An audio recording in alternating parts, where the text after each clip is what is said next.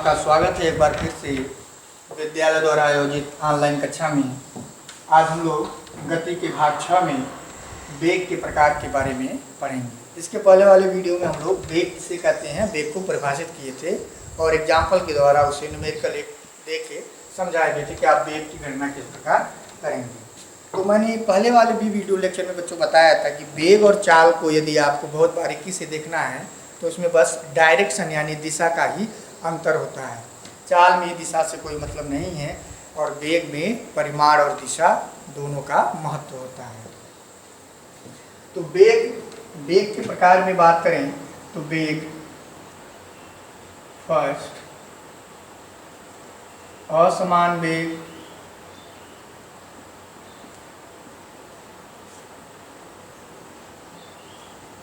Second एक समान वेग,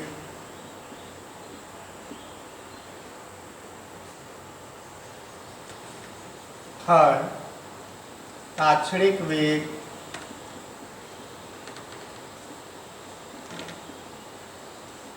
फोर्थ औसत वेग। इन सब के बारे में इस वीडियो लेक्चर में हम लोग पढ़ेंगे। असमान वेग से क्या होता है? असमान वेग, यदि कोई वस्तु निश्चित समय अंतराल में एक ही वेग से गति करे परंतु दिशा बदले। यदि कोई वस्तु समान समय अंतराल में एक निश्चित दिशा में समान दूरी तय करे परंतु दिशा बदलती रहे तो वस्तु का वेग असमान वेग होगा। अथवा वस्तु समान समय अंतराल में एक निश्चित दिशा में भिन्न भिन्न दूरी तय करे तो भी वस्तु का वेग असमान वेग होगा। दो तरीके से इसे हम डिफाइन कर सकते हैं बच्चों। असमान वेग को आप लिखकर डिफाइन कर सकते हैं। मैं पहले टॉपिक की बात कर रहा हूं यहाँ पे। यदि कोई वस्तु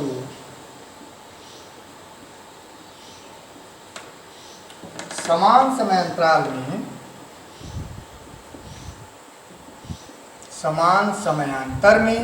समयांतराल में एक ही बात, समान समयांतराल में एक निश्चित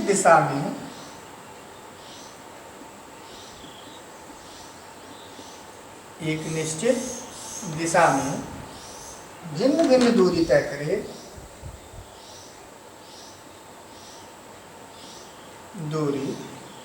करे तो वस्तु का वेग करे अथवा इसी में उसको भी ऐड कर देते हैं बच्चों, करे अथवा समान समयांतराल में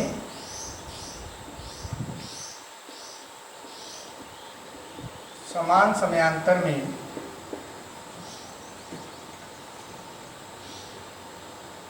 समान दूरी तय करे परंतु दिशा परिवर्तित हो, परंतु वस्तु की दिशा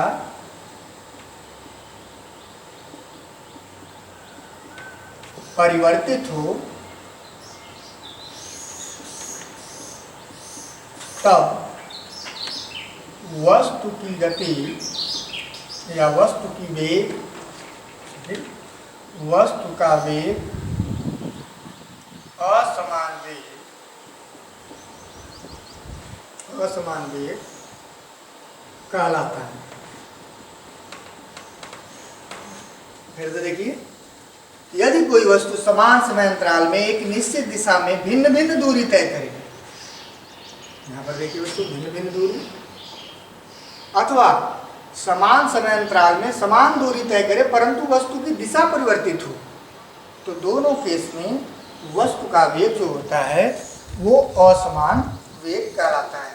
आप एग्जाम्पल के तौर पे ऐसे मान लीजिए, जैसे रेफरेंस पॉइंट से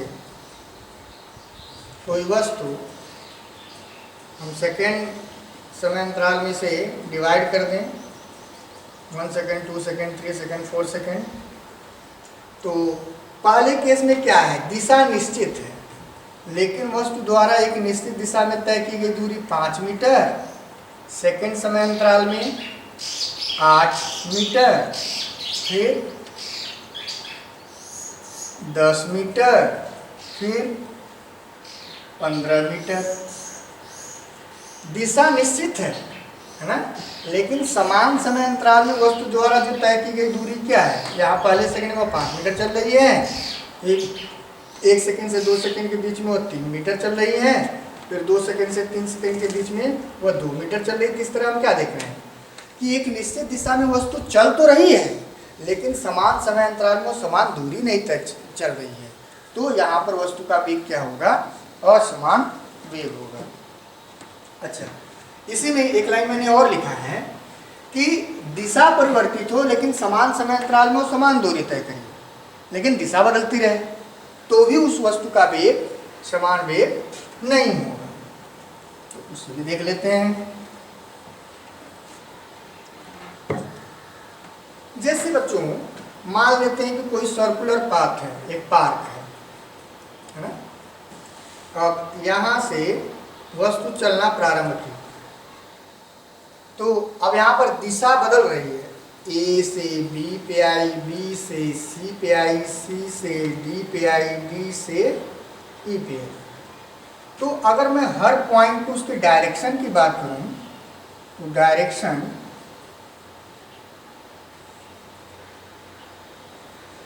है ना, क्या है कि समान समय अंतराल में समान दूरी तय करें। ये दूरी जितनी है उतनी दूरी यह भी है, और उतनी दूरी उतनी यह भी है।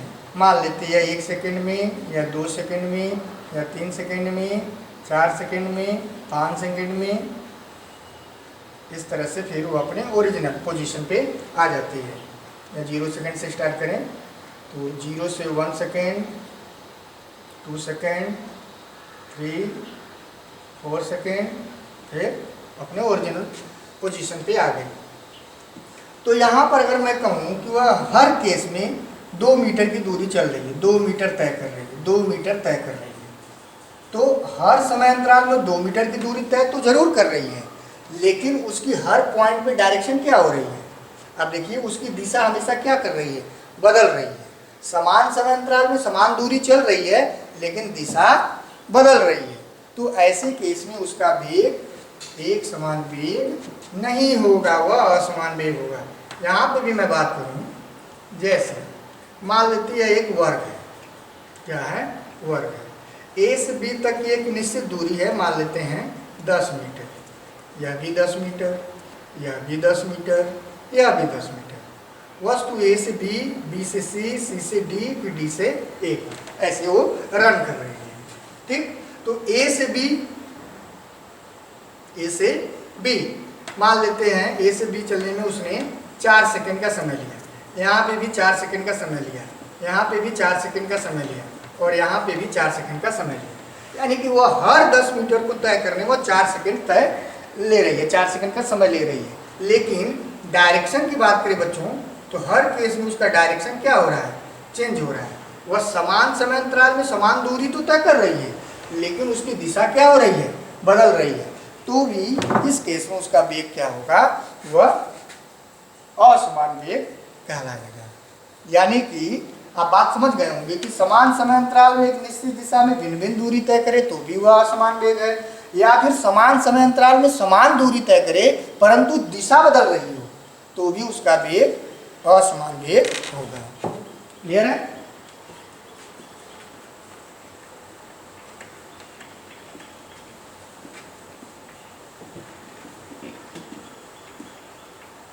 सेकेंड वाले केस में बच्चों बहुत ज़्यादा दिक्कत नहीं है, बिल्कुल क्लियर है। एक समान वेग, एक समान वेग बिल्कुल स्पष्ट है। यदि कोई वस्तु एक निश्चित दिशा में समान समय अंतराल में समान दूरी तय करे, एक निश्चित दिशा में समान समय अंतराल में समान दूरी तय करे, तब वस्तु का वेग एक समान वेग होगा। यानी कि समय भी समान हो, समान समय अंतराल में समान दूरी तय करे और हर दूरी को जिस दिशा में वो तय कर रही है वह दिशा भी क्या हो, बिल्कुल फिक्स हो, वह बदले ना। यदि कोई गतिशील वस्तु एक निश्चित दिशा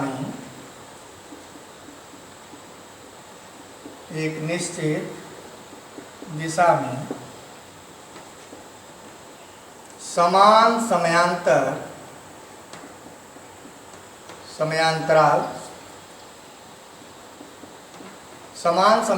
में समान दूरी तय करें तो वस्तु का वेग एक समान वेग कहलाता है।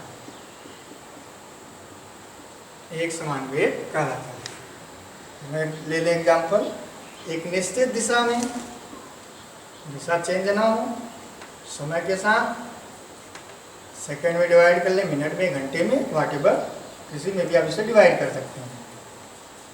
2 सेकेंड, 3 सेकेंड, 4 सेकेंड।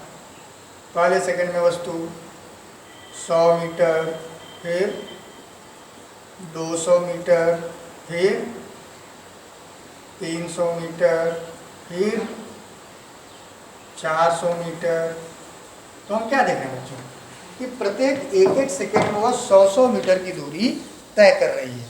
तो इसका मतलब यह हुआ कि वस्तु प्रत्येक समान समयांतराल में और वो भी एक निश्चित दिशा में समान दूरी तय कर रही है। तो इस तरह उसकी गति क्या हो गई, उसका वेग एक समान वेग होगा। ठीक है, ये तो बिल्कुल सिंपल था, उसमें थोड़ा समझना था जो कि हमने फिगर से समझा।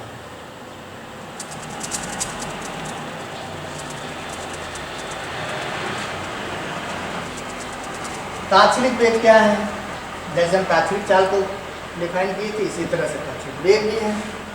तात्क्षणिक वेग क्या है, थर्ड तात्क्षणिक वेग इंस्टैंटेनियस वेलोसिटी, क्षणिक वेग।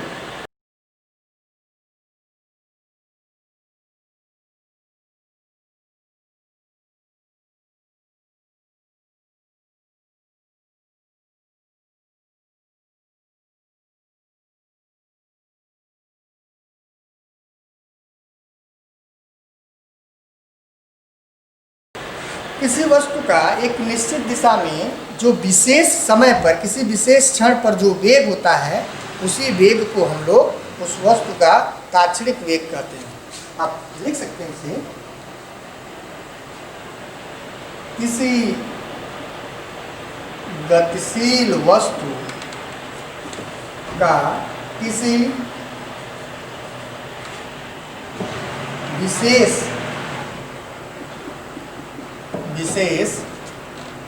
क्षण पर एक निश्चित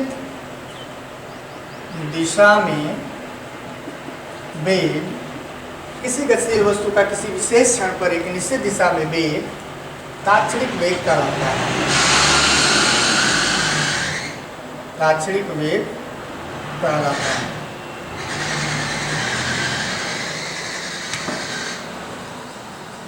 फिर वही एग्जाम्पल ले लेंगे बच्चों, जैसे बाइक में स्पीडोमीटर लगा है। अगर एक सीधी सड़क पर चल रही है हमारी गाड़ी, तो किसी विशेष क्षण पे जो वेलोसिटी, जो सुई दर्शाती है हमारे इस बाइक के वेग को, क्योंकि हम एक निश्चित दिशा में कर दिए हैं, तो निश्चित दिशा में चाल और वेग क्या हो जाते हैं, बोथ आर इक्वल।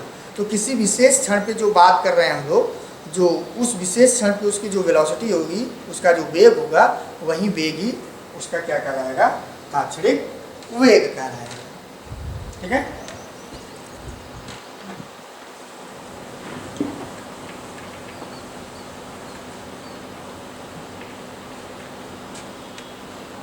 औसत हो, एवरेज वेलोसिटी, औसत, एवरेज वेलोसिटी, ये क्या होता है?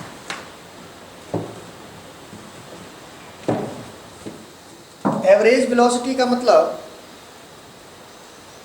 संपूर्ण यात्रा के दौरान वस्तु जितना नेट विस्थापन तय करती है और उस नेट विस्थापन को तय करने में जो समय लगता है, उसी समय से यदि हम भाग देते हैं तो वस्तु के औसत वेग की गणना हम लोग कर सकते हैं। समयांतर लिखते तो जरूर है बच्चों, वह जब ग्राफिक मेथड से जब हम लोग पढ़ेंगे तो उसमें समय के अंतर को घटा के लिखेंगे, लेकिन वैसे अगर कोई सवाल हो तो उसमें नेट जितना समय है उस नेट विस्थापन को तय करने में वही क्या कहलाता है, उसी समय से हम उसके नेट विस्थापन में भाग दे दें तो उस वस्तु के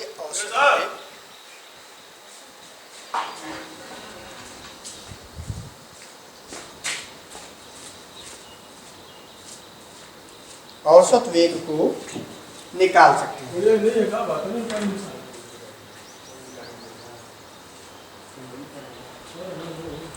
तो आप इसे सिंपली डिफाइन कर लीजिए इस तरह से,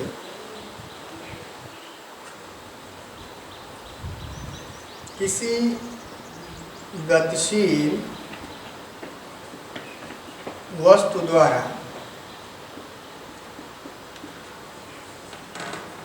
संपूर्ण यात्रा में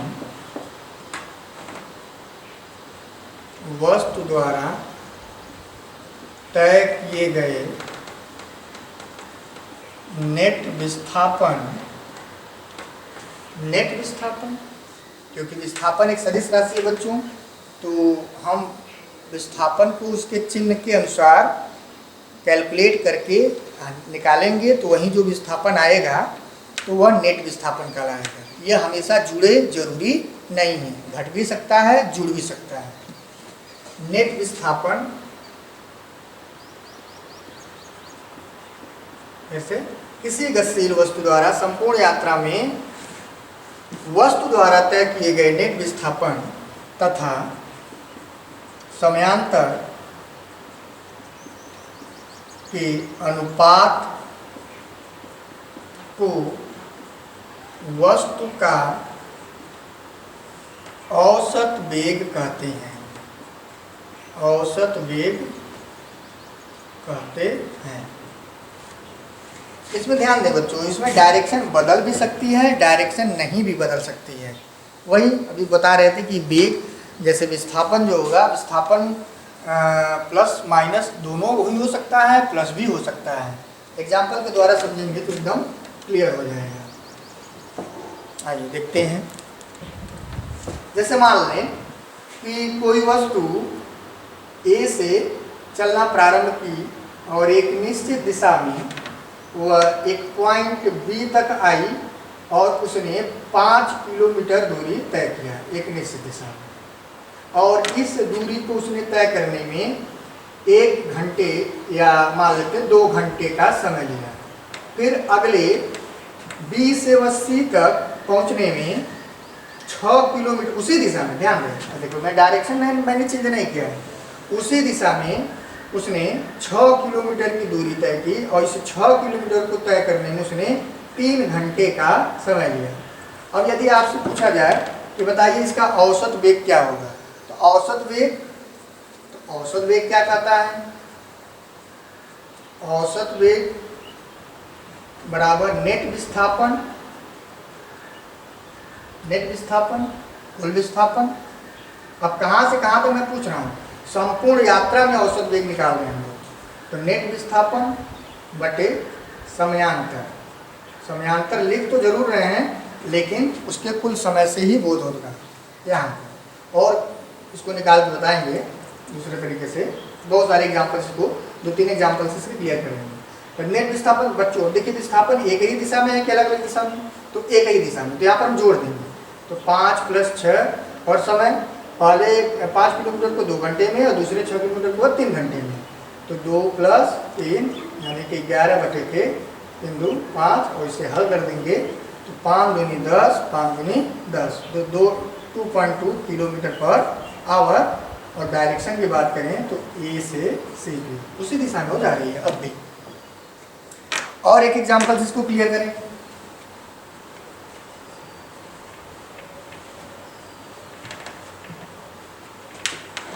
सपोज कीजिए कि घर से विद्यालय की दूरी 4 किलोमीटर है। कितनी है? 4 किलोमीटर। तो कोई बालक घर से विद्यालय चला 4 किलोमीटर की दूरी उसने 2 घंटे में तय किया। 2 घंटे में तय किया। फिर विद्यालय से घर आने में उसी दूरी को विद्यालय से घर तो वही दूरी होगी। और यहाँ पर हमने ये मान रखा है कि डायरेक्शन नहीं बदल रही है। और घर से विद्यालय आने में 4 किलोमीटर की दूरी 2 घंटे में तय किया। और फिर विद्यालय से घर आने में वही दूरी 4 किलोमीटर की उसने 1 घंटे में तय की। कितने घंटे में? 1 घंटे में तय की। अब यहाँ पे देखिए थोड़ा सा सिस्टम चेंज है। अब यहाँ पे बच्चों औसत वेग निकालना हो तो क्या बताएंगे? तो औसत वेग क्या कहता है? नेट विस्थापन